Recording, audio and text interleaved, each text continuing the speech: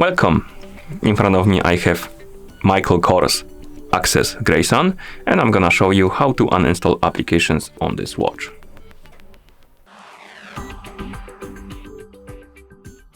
First, we need to wake up the screen on our watch. You can do it by pressing the middle button or basically any of the buttons.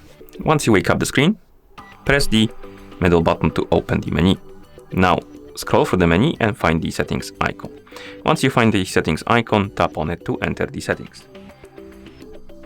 In settings, find the option called apps and notifications. Once you find it, tap on it, and here tap on App Info.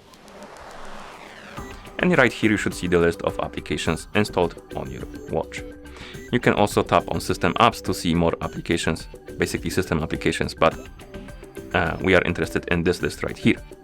Now, find the application you want to uninstall, tap on it, and then tap on Uninstall button, tap on the check mark to confirm, and the application will be removed from your watch, like this.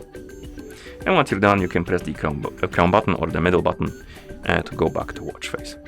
And that's how you uninstall applications on this watch. Thank you for watching. If you found this video helpful, please consider subscribing to our channel and leaving a like on the video.